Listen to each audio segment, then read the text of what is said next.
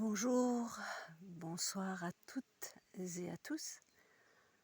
Je profite d'une promenade autour de chez moi pour vous lire une nouvelle lettre de la collection des lettres de saison. Une lettre que vous pourrez écouter au bon moment pour vous. Ça peut être un moment de relaxation, allongé, tranquille, chez vous, dans la voiture, au moment de vous endormir, comme ça vous convient.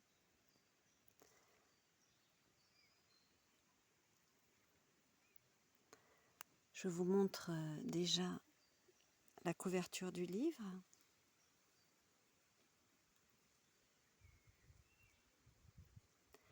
Et puis, je vais commencer juste à vous lire l'envers du livre. Collection des lettres de saison.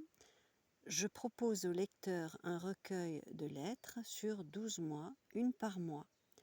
Seule l'année diffère sur les lettres, les histoires et personnages sont purement fictifs.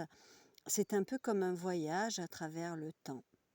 J'ai pensé aux personnes qui n'aiment pas trop lire, pouvant ainsi découvrir uniquement une lettre quotidienne à la manière d'un calendrier perpétuel. Ils viennent du passé, du futur, de toutes les régions de l'univers, et chaque nouvelle correspondance nous plonge dans leur vie respective, tantôt drôle, émouvante, désopilante, voire même fantasque. Une seule continuité semble apparaître au fil des lignes, ce besoin intrinsèquement humain d'amour et d'être aimé. Voilà pour ce que vous trouverez à l'arrière du recueil. Et si vous voulez vous le procurer, je laisserai les liens au bas de cette vidéo. On va commencer la lecture du jour pour une lettre. Installez-vous confortablement. Peut-être que vous allez entendre ma chienne gémir un petit peu parce qu'elle a horreur quand je m'arrête. Il faut que je marche, sinon elle n'est pas contente.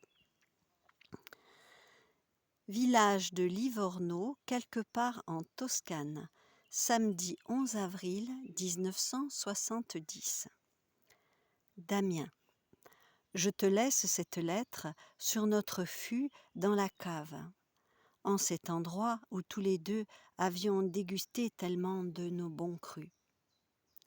Rassure-toi, ce n'est qu'un au revoir.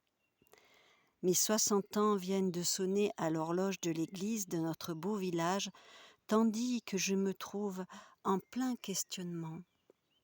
C'est d'autant plus bizarre que, comme tu le sais, ton grand-père n'a pas pour habitude de se questionner beaucoup, ni de se prendre la tête à réfléchir à des rébus auxquels, la plupart du temps, il ne trouve aucune réponse.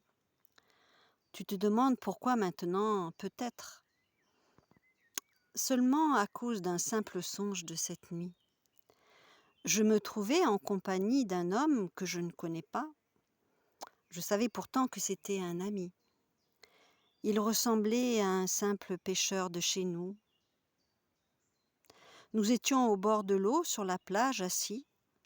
Le soleil commençait à pointer son nez vers la mer. Il y a une bestiole qui vient de me piquer. Nous observions tous les deux sa tranquille descente vers l'écume de l'eau.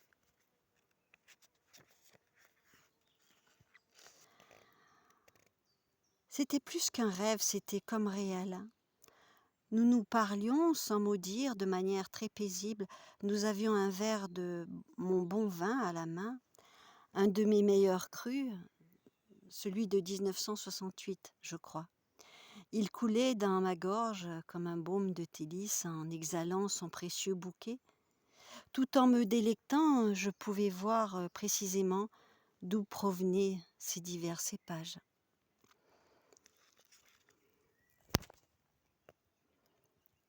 Je savais qu'il avait des réponses pour moi, ces fameuses réponses à toutes les interrogations de ma vie que je n'avais même pas pris la peine de formuler, ne serait-ce qu'en penser jusque-là.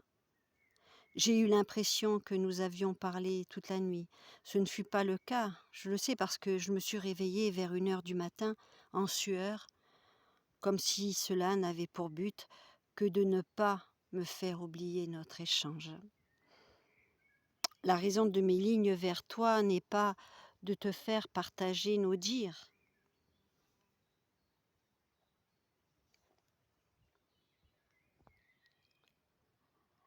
Plutôt la conclusion qui s'est imposée à moi de cette précieuse rencontre que je pense vitale pour mon salut. Il était temps. Je viens, grâce à ce compagnon nocturne, de saisir l'endroit où le bas blesse chez moi. Tu sais, j'ai toujours voulu tout maîtriser, j'ai désiré de toutes mes forces être le meilleur en tout. C'était vital pour moi. Il fallait que je sois l'époux parfait, le vigneron le plus doué, le plus cultivé. J'ai même pris des cours de littérature pour que ta grand-mère n'ait pas honte de moi dans ses salons de lecture. Je me voulais le plus drôle, le plus intelligent, le plus brillant, le plus apprécié. Parfois j'imaginais mon départ. J'inventais une gigantesque foule pour m'accompagner jusqu'à ma dernière demeure. Pour moi, c'était le symbole d'une vie réussie.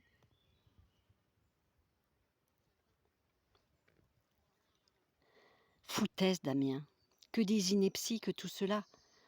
Lorsque je sentais que les gens qui m'entouraient ne m'appréciaient pas, qu'ils me préféraient d'autres personnes, que je n'étais pas à la première place pour eux, j'étais en colère contre eux, contre moi-même.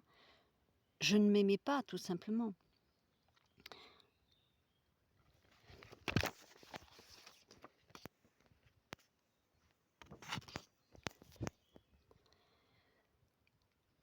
J'ai rendu ma famille, mes proches, dépendants de moi, de mon affection. J'ai réussi. Lorsque je quitterai ce monde, je laisserai derrière moi seulement des personnes inconsolables, comme privées d'une partie d'elles-mêmes. Je ne suis plus très sûre que l'amour soit cela. J'ai bien peur que tu ne comprennes le sens de ces mots. D'ailleurs, les implications de ce que je viens de saisir sont encore floues pour moi. Cependant, je ne pouvais partir subitement.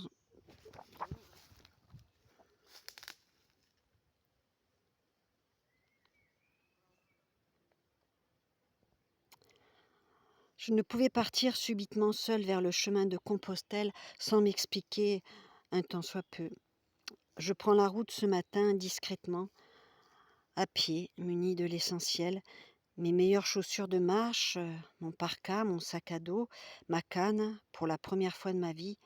L'important pour moi est que je me comprenne, uniquement moi. Cette nuit, un voile s'est enfin déchiré. Cela a été comme une révélation.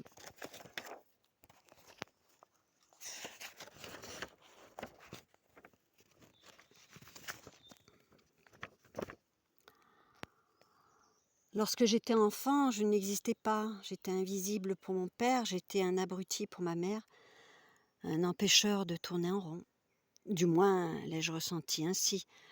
Bon, Damien, garde cette lettre pour toi. Je te charge de la délicate mission d'expliquer mon départ précipité au reste de la tribu. Pour cela, je te fais confiance. Il est temps que je m'accepte enfin comme je suis. J'ai besoin de temps, d'être face avec l'inconnu que je viens de découvrir. Si mon absence prolongée vous prouve que vous pouvez fort bien tous vous débrouiller sans moi, j'aurai déjà réussi la première étape. Avec toutes mes failles, je vous aime tous. Alério. J'ai pris un peu d'argent dans le coffre pour financer mon projet. À bientôt. Je suppose d'ici quelques mois de mon périple. Lettre numéro 1, sans relation et aucune. Voilà pour cette lettre de la de lettres d'avril, collection des lettres de saison. Je m'excuse, je ne m'attendais pas à me faire manger par les insectes, alors parfois j'ai dû interrompre ma lecture. Voilà, je vous souhaite une bonne continuation et merci de m'avoir lu. Au revoir.